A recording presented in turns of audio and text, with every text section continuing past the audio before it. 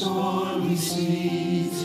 I hear your voice upon the breeze, and lift my eyes not from the deep to Christ alone, Christ alone.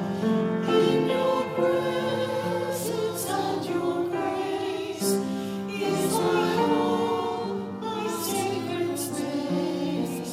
I am safe in love's embrace, with Christ alone, with Christ alone.